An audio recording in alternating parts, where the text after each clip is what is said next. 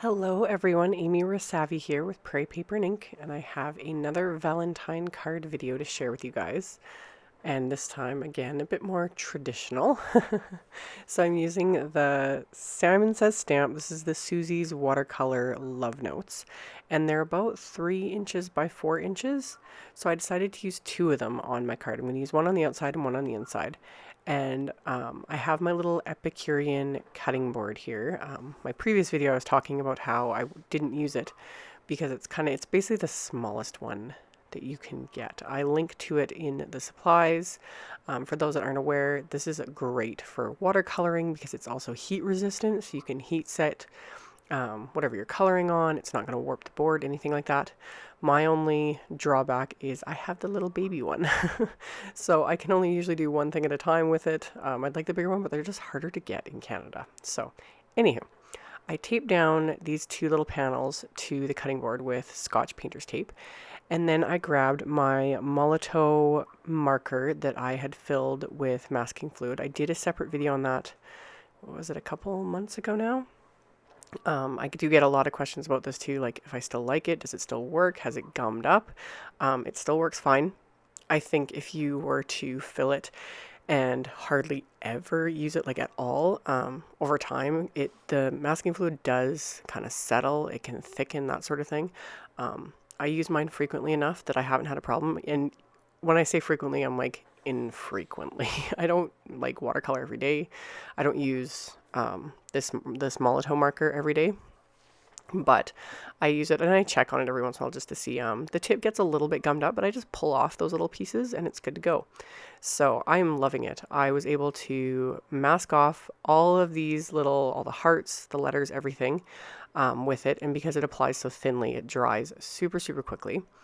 So then I'm going to use my Kirtaki Gansai Tambi watercolors, mostly because of this one aqua color that's another question I get asked a lot, like how do you decide what to use?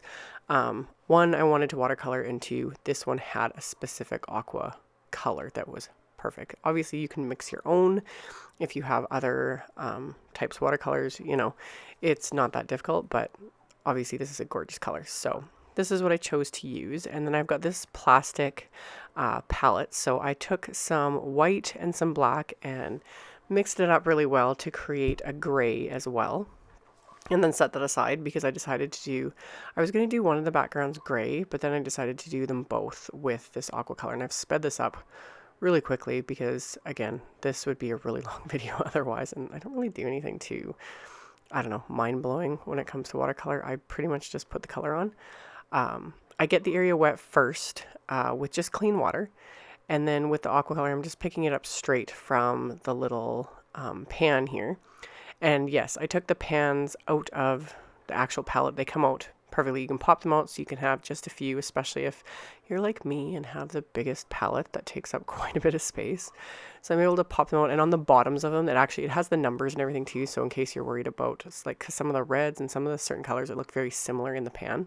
So I did that, and yeah, did a clean wash of just water. And that's why I love using the masking pen on all these little tiny images. It just saves me so much time, because to try and paint around them, especially this Happy Valentine's one with all the little hearts, it would take me forever. So painted on the wash, wasn't too, super particular about it. And then I'm just using my microfiber cloth here to remove the masking. You can rub it with your fingers. There's also an adhesive remover eraser that works really well too. With this specific product, this type of masking fluid, I just find this microfiber cloth works fabulously. It just gets it all off, completely removes all of it. It doesn't take very long. It does gum up on the cloth a bit. I've actually washed this cloth since I did these little pieces, and there's still a couple little bits, stuck in it, but the cloth itself is cheap too. And yeah, it just goes a lot faster being able to rub this against it, and it just removes it with no problem whatsoever.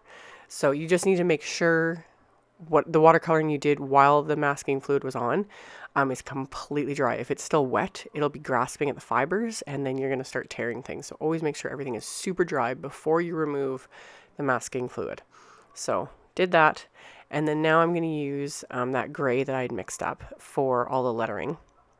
So I got the areas wet and painted it with gray and then darkened it up a little bit. I added the black to it and went in and did that just to give it a little bit more dimension to these larger letters. The tinier ones, it didn't really matter so much. But especially the be mine, or the word mine, the letters were so big that it kind of needed that extra little something. So filled those in really quickly, and then I mixed up some white and one of the reds in the palette to make a really pretty shade of pink. And all the colors I chose are to match the pattern paper pack I'm going to use on the actual card, which is the new Doodlebug pack that I showed in a recent haul video. And that's why I chose this watercolor, because there's an aqua color in that pack that's so pretty. And I was like, I need something that matches that color. And this watercolor just happened to have the perfect shade. So I painted some of the hearts pink, painted some of them red, and then went in and painted all the little tiny hearts in the same pink and red shades. And then, once I got that all done and it was completely dry again, I decided I wanted to add just a little something more. So I grabbed my Posca white paint pen and started dabbing in just little polka dots on the hearts, and I added some dots around the letters, just different things. And then while I was at it, I was like, hey, why not? I'm going to add some more definition to the letters too. And so I just hand drew in stripes across all the letters. So I was thinking if I wanted something to be even like brighter white, like something like the Uniball pen. The white pen would work even better than this. I find this Posca paint pen, it's okay, but it is not super white. And the more you use it, it seems to sometimes kind of pick up a bit of color on the tip. But for this, it worked. I was happy with it. So again, once that was dry, which didn't take very long, I start peeling off all of the tape. And you always kind of want to use pull it off at quite an angle to prevent like tearing. But with this, again, I wasn't too concerned about, because I wanted to trim these down just a little bit more, since I was making a standard A2 size card, which is 4 1/4 by 5 1/2. So I didn't want these to cover up everything, since I had so many things going on this card when it was done. So many ideas rolling. So yeah, I just used my trimmer to trim off some of the edges on these pieces. And when I first saw these watercolor notes, the Be Mine one totally made me think of this, my favorite thing. This is the Fluttering Hearts cover-up dynamics. The hearts spoke to me. So I ran some Doodlebug cardstock through my machine with this cover-up dynamics. And Doodlebug cardstock, if you're not familiar with it, it's textured. So I ran it through with the texture face up so that you'll be able to see it. And then I cut down some pattern paper from their pack, and then just made sure that the hearts were in the right direction and not upside down, because I have done things like that before. So I just added some Tombow Monomulti to the back of the die cut piece. And this is where this cover up dynamic is so much fun.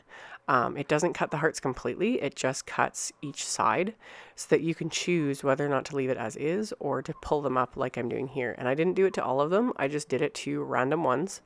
A lot of it's going to get covered by the watercolor piece, but some of them are going to peek out a little bit, and it's just really fun.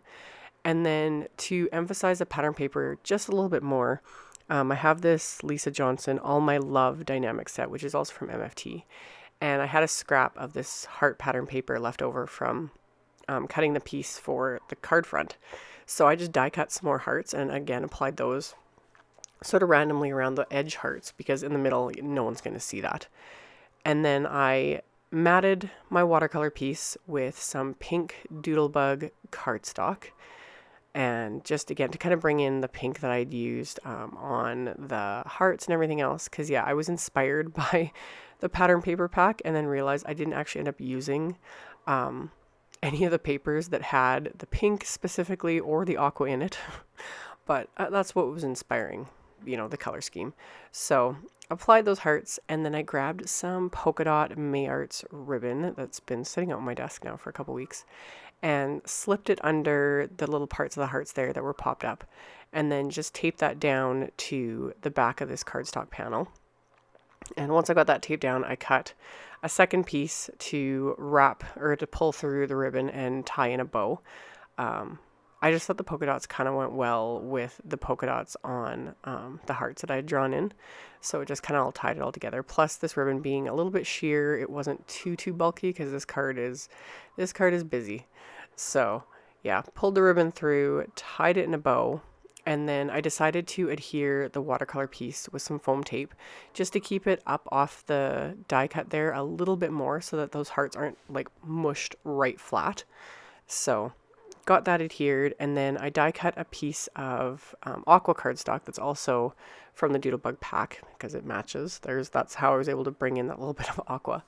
And I just die cut it with MFT's largest die from the Blueprints 2 Dynamics because that mats any of their cover-up dynamics. It makes the perfect size mat for them. So adhered that with my Tombow Mono Multi because I always just use the adhesive, whatever is most convenient to me, sitting out on my desk. This is about as accurate for me as it gets within reason. My desk is usually even messier than this when I'm crafting. I try and keep it clear when I'm filming videos, but you can see I have stuff everywhere. I don't even push it off. I don't even have room off to the side. It's just a mess. So sorry for my very somewhat unprofessional videos. I got ribbon scraps and dies and scissors and just stuff. So I cut down a sheet of cardstock in half, so it's 4 1/4 by 5 1/2 once it's scored. Heavyweight white cardstock, and again applied the card front with Tombow Mono Multi. I did think about putting that up on foam tape as well, but I was like, I got a lot going on this card. There's a lot of texture, dimension, all that, so I just adhered it flat to the card. And then to finish off the inside, this is where I'm going to adhere the Happy Valentine's Day panel that I had watercolored. So I adhered that, and then I die cut 3 more little hearts from the pattern paper just to finish it off. And with a card like this, I would either just keep it short and sweet and just say, to whoever, from me, whatever. Or if I wanted to write something more, I would just write on the back of the card or on the opposite side of the card front, whatever works. So that's just how I would do it.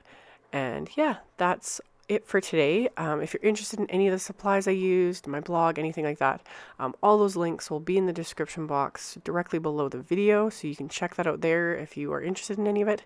Thank you all so much for watching and thumbs upping and commenting on my videos. I really, really appreciate it. And I'll see you guys next time. Bye.